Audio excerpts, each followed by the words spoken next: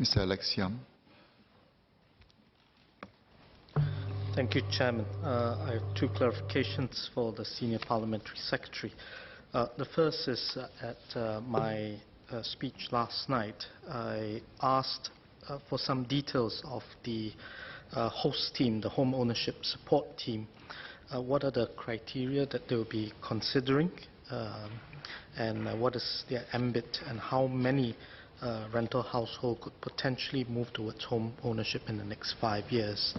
The second clarification relates to what the SPS shared earlier on the Fresh Start housing scheme.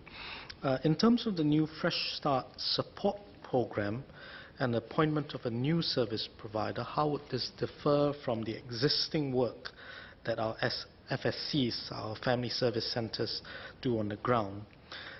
In terms of, because the numbers are relatively small, and I note that there are some differences between those who are emplaced and those who are successfully apply for a flat, what has been the main barrier to those who are emplaced but do not qualify thereafter?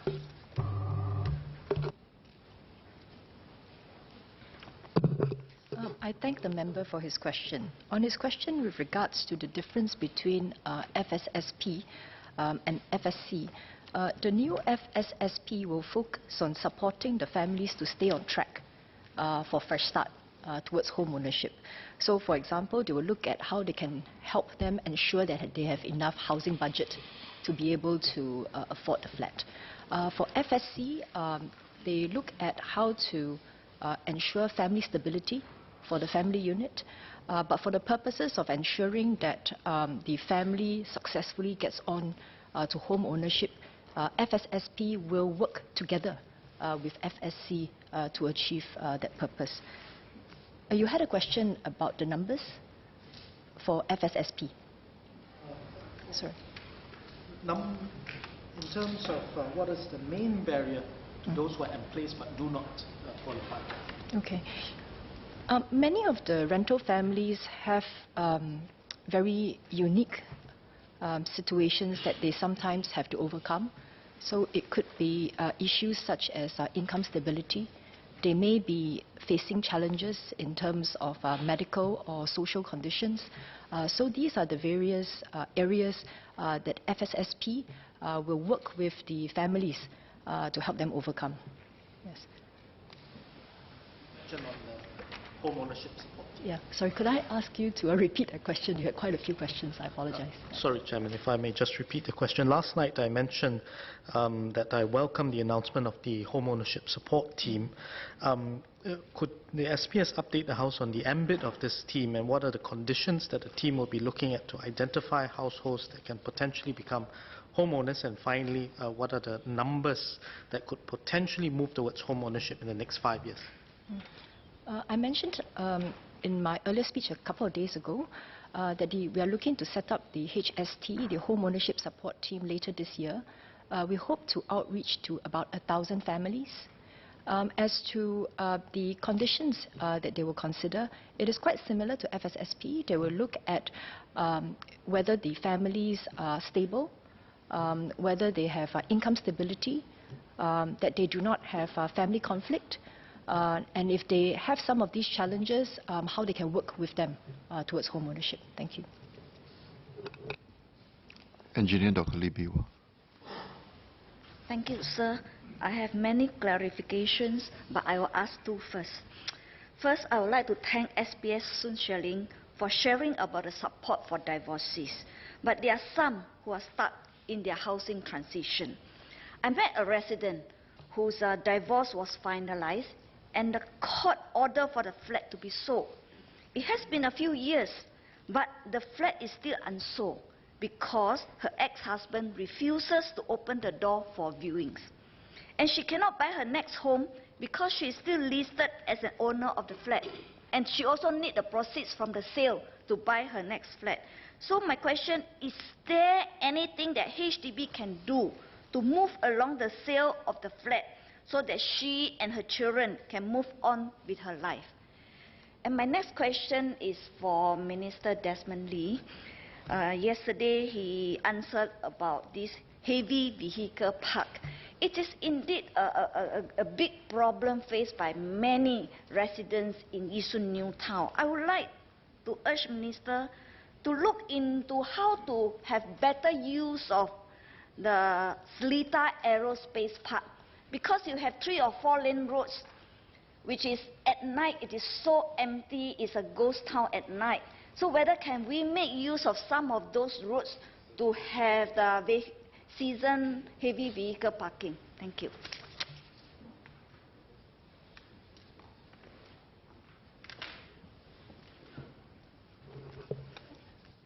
I thank Engineer Dr. Libiwa for her question. Indeed, it is a difficult situation, the example that she cited, as both parties are legal owners of the flat, and HDB cannot act on the sale without the signatures of both parties. For the example that you mentioned, it is possible for the resident to apply for a variation of the court order, like I mentioned in my speech, to include a provision for the registrar of the court to sign on behalf of the uncooperative party. And for the instance you mentioned about viewing times, timeline for the sale of the flat, actually the residents can also get legal help and have that included in the court order as well. So, but I guess the starting point is that your resident would have to consult a lawyer and have the court order varied. Yeah. Thank you. Mr. Desmond.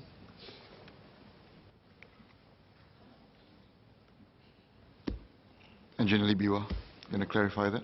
Yeah, but then for cases that has been concluded many years ago, how to go about getting the court order? Is it still possible?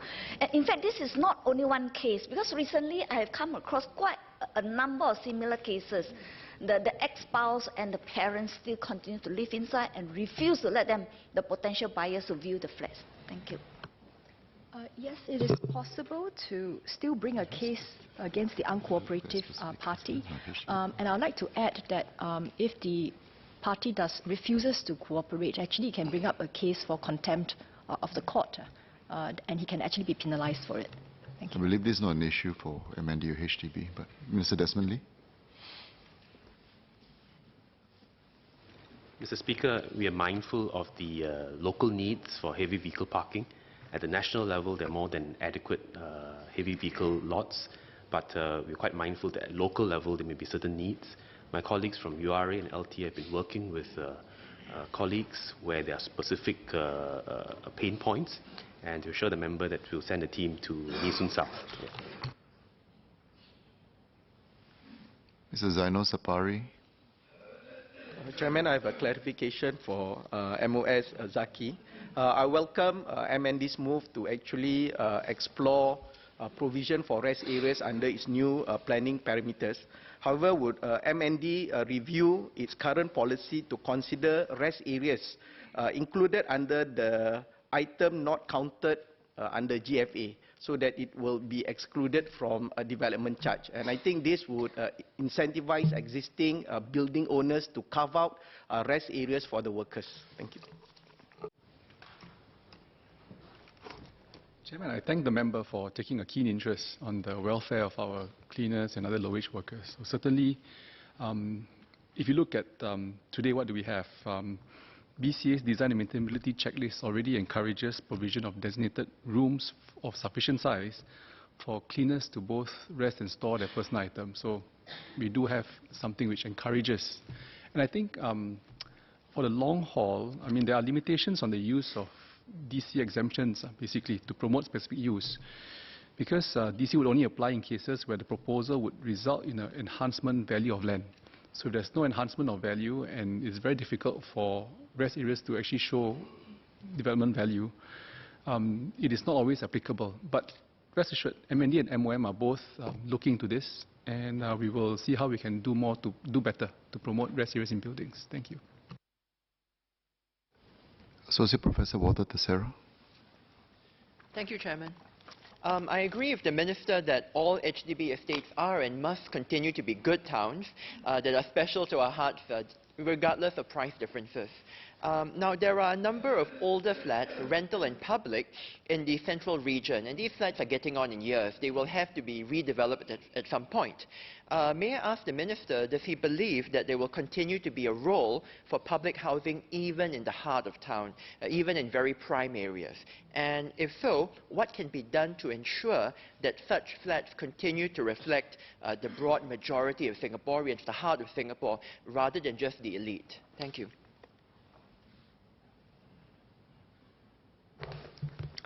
Mr. Chairman, certainly where you see HDB flats today in the central area, be it rental or sold flats, at some point in time when we redevelop, we do intend to continue injecting public housing in these same areas.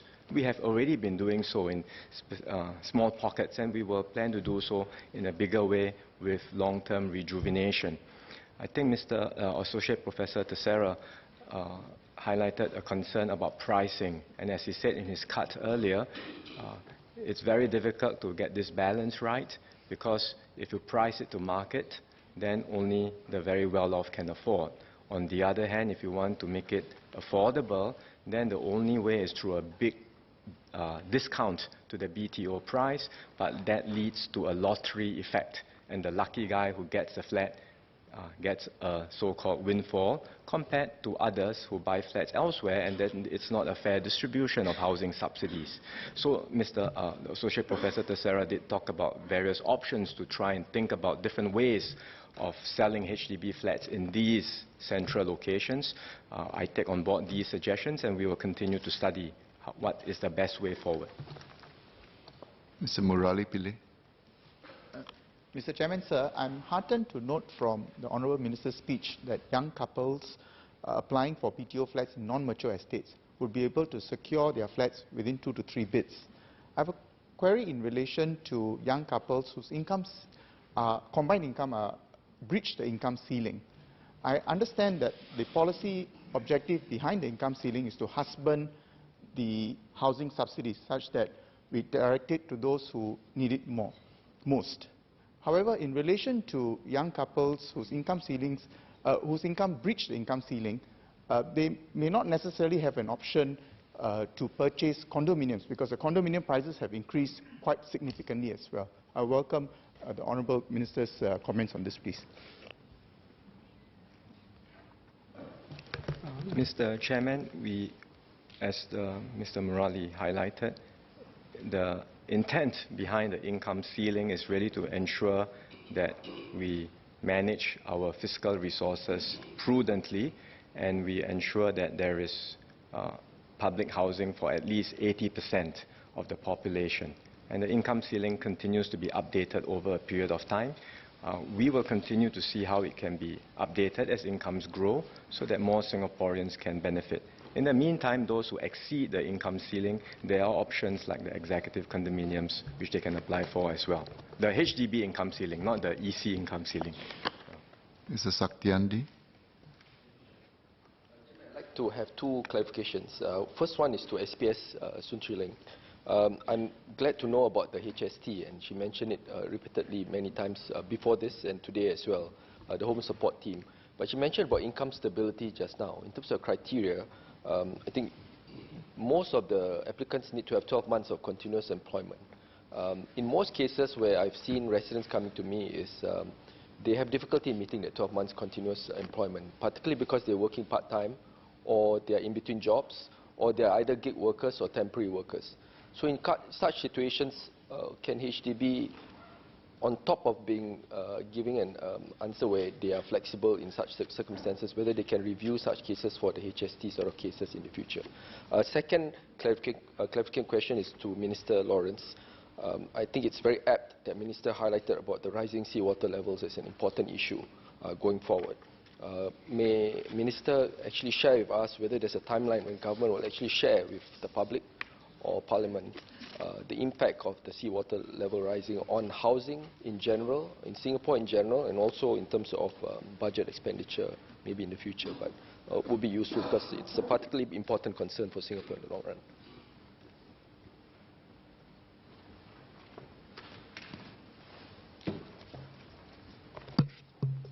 I I thank Mr. Satyandi Supat for his question. On calculating the income, I just would like to share that actually income from odd jobs is also counted when we look at income stability for the applicant. I had also mentioned that, I mean, we don't just look at HST separately from FSSP. Basically we want to work with the applicant if they demonstrate that they are very keen to get onto home ownership. So where there are specific criteria that they face difficulty meeting, the HST or the FSSP, depending on which program that he can get on, they will work actively with the applicant to try to help him meet that criteria which he finds challenging at that point in time. Thank you. Mr. Chairman, the short answer to the question is yes. This is certainly an important issue which we will share with Singaporeans when ready. As I mentioned, we are now doing very detailed studies around all of the coastal areas in Singapore, which are the vulnerable areas, how will rising sea levels impact these coastal areas and beyond within Singapore itself, and then on top of that, what are the appropriate protective measures to take? And there are a range of different measures that are necessary, and all of this will require major investments. We have time to do it, but we are planning well ahead, and when we are ready, we will certainly share this information with Singaporeans. Lim Belchuan. Thank you, Mr. Chairman. Just some questions for the SPS. I'm glad to hear of the improvements to the older rental flats. Just want to ask SPS Soon Shue Ling, how many blocks will be expected to benefit from these improvements? Whether she can share about where is this likely localities of this place, and what is the indicative timeline for them to, for HDB to start work? Just one more question is, would there be any grant to help those who are affected shift?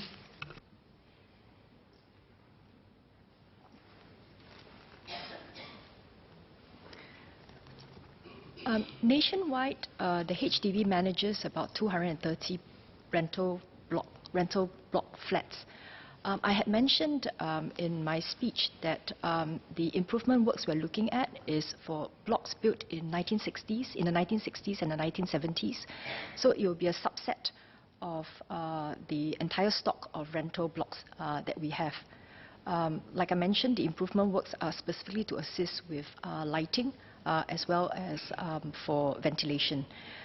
So the rental blocks are dispersed across the whole of Singapore. There are some specific areas where rental blocks built in the 1960s and 1970s are congregated.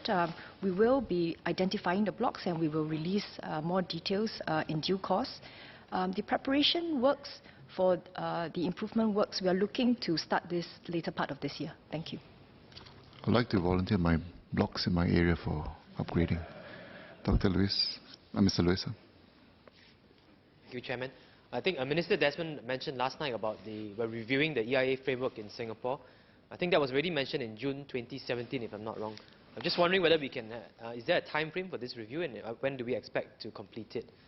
For SPS Soon Shue Ling, I thank her for mentioning that we are going to review the pet ownership in Singapore, but could I just ask very specifically whether MND is reviewing the possibility of microchipping and licensing pet cats in Singapore so that we can prevent deter pet cat abandonment. Second, with regards to the single unweds, I'm very thankful that you have said that HDB will accept the application for HDB flats at the HDB counters itself.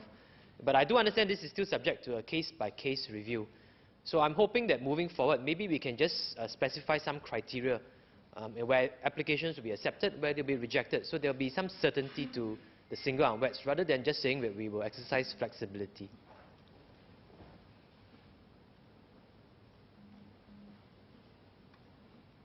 So the EIA review has been ongoing for some time. It's a process that requires us to look at the entire process to understand the experience of the last few EIAs, and we endeavor to put something out this year.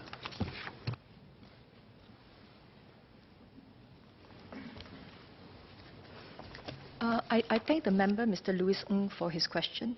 The review that the AVA will be embarking on, as I mentioned, is to look into how we can promote more responsible pet ownership as well as to deter abandonment. So we will look at a variety of measures. So the additional measures that you talked about, we will also be looking into them.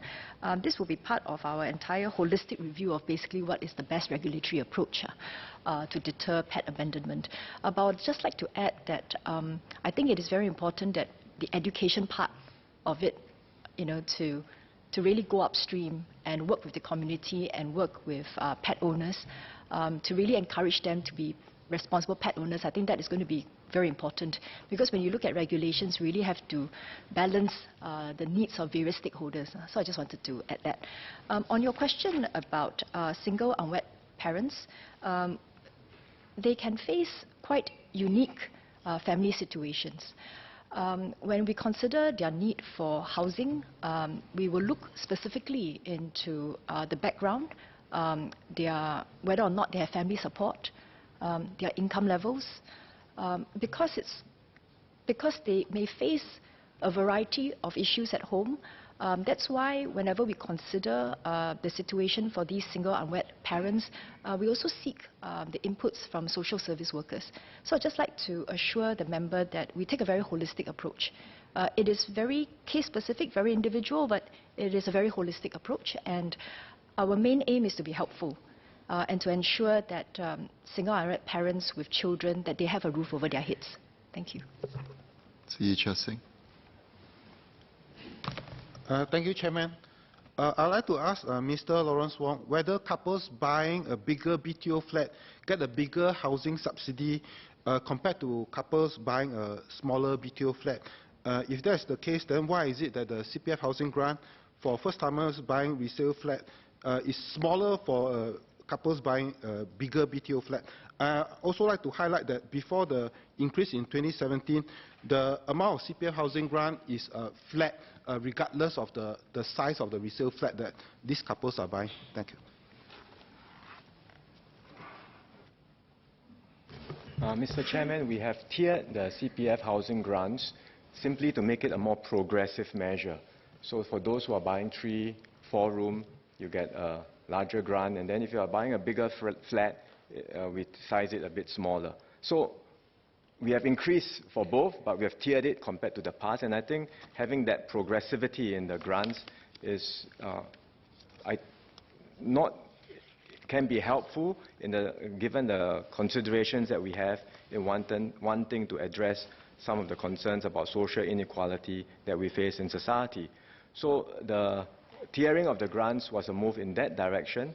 I don't think it will deter those who have the means to buy a bigger flat, and if anything, we want to also send a right signal that home buyers ought to be prudent, don't unnecessarily overstretch themselves, and buy a flat that is suitable within their means. Chong Ki-hyung. Minister earlier mentioned there will be more clarity of BTO prices so that applicants could better assess the affordability.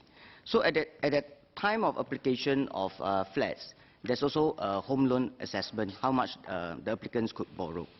However, when the time comes to collection of key, the applicants may have a lower income because of change of job or because of the environment. So therefore, they may not be able to afford the same flat.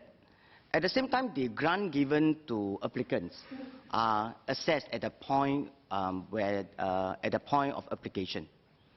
So therefore, it's sort of a double whammy.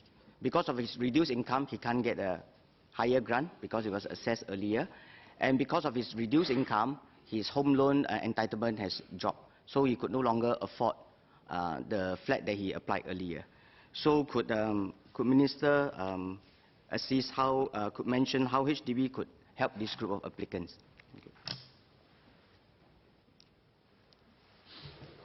Mr. Chairman, we do see some of these cases. There are not many of them, fortunately, but from time to time we do have examples of home buyers who, very unfortunately, during the waiting period, before they collect their keys, something happens to them. So HDB tries to be as helpful as possible. One way is to see how best to support them still with the loan quantum, even if their incomes have come down somewhat, but so long as they have the means to service the loan, then we will try to perhaps, even with lower income, still consider the same, maintaining the quantum or not reducing it so much so that they can still afford the flat that they had earlier purchased. The qualification here is that we don't want, as I said earlier, to end up with them overstretching themselves and their finances. So we will assess each individual case and see how best to support them, firstly, on the loan. Secondly, if truly the circumstances is so dire that even with the help on the loan side, they cannot continue with the transaction, then we will assist to see if perhaps a change to a smaller flat might be a better option for this person or couple. Dennis Tan. Thank you, Mr. Chairman. I have a clarification for Mr. Desmond. Thank you for some of your answers yesterday. Can I just clarify with you regarding the lane usage of the park connectors on the point that I've raised, the safety of the park connectors, and specifically, are people allowed to walk on both sides of the two lanes with the different markings?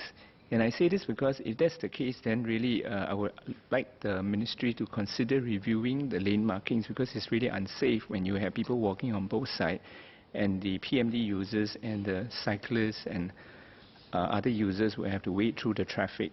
And people are not exactly keeping left, and keeping left in such a situation may not really be the correct thing to do as well. Thank you. I thank the member for his observations. Certainly MParks will relook at the way in which we explain the usage of the lanes and the PCN to ensure that both pedestrians and users of bicycles and other mobility devices have a seamless understanding when they move onto PCNs from the shared lanes that are under LTA along our pedestrian walkways. Some, of course, are shared, some of them are separated. The clarity needs to go out in terms of public education, but also in signages, and the markings need to be intuitive. So we'll continue to review this. Mr. Lewison. Thank you, Chairman. Just one follow-up question for SPS Sun Sheling. Can I just check how long does it usually take HDB to process the application for the single and wets, say for rental housing?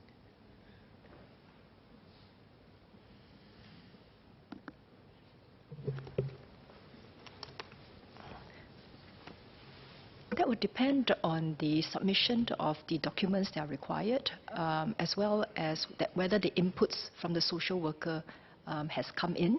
But in general, if it's an urgent case and there is assessment that can be quickly done, the rental application can be processed quite quickly. In general, the rental application time is about 2 to 3 months. Thank you. Engineer Lee Biwa. Thank you, sir. I have clarification for Minister Lawrence Wong.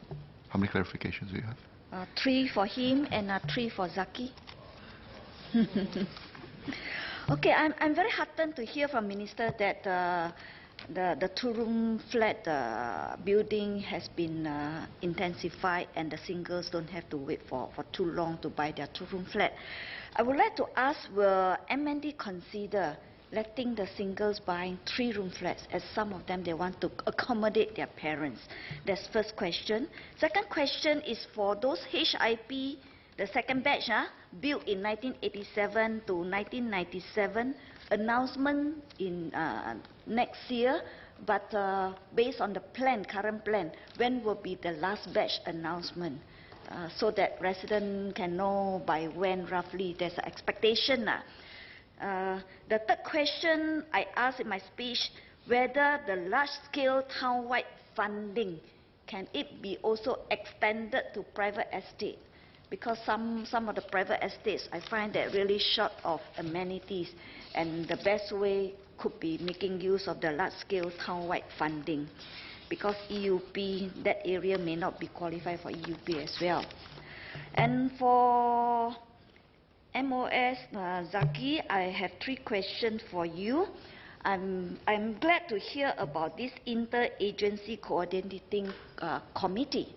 Will this IACC also look into TOP and CSC processes? Because some of the projects, the TOP or the CSC has been stuck there for a long time because certain non-compliance, and then it cannot move forward.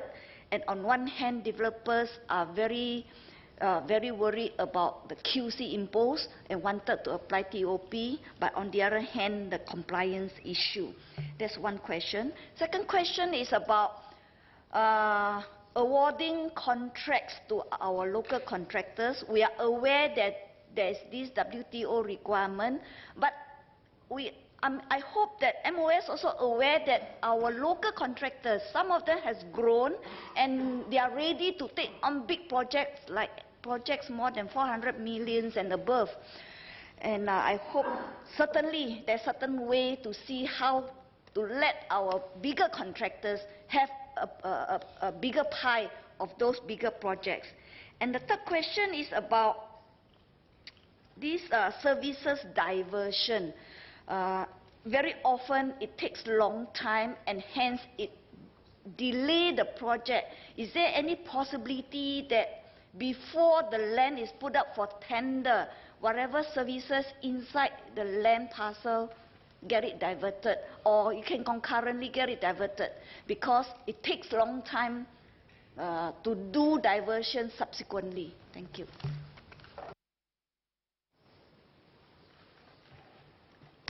Mr. Chairman, on swingers applying for 3-room flats, I would say MND considers all these options continuously as we review our policies. But let us now start by clearing the 2-room flexi first. I think that's the priority for now, and I would not want to commit to another extension of a 3-room and then have another backlog building up. And then we are running after so many different queues with insufficient supply to meet the demand. So we have already brought it down to an application rate of just above 4. We will focus on that before we think about any further changes. On the HIP schedule, for the flats built from 87 to 97, I said we will announce in 2020, which really actually means we will be inviting the town councils, all the town councils, to nominate the selection of that first batch of flats under this 1987 to 97. The first nominations will come in. We will be inviting town councils to nominate by later this year so that the announcement can be made next year.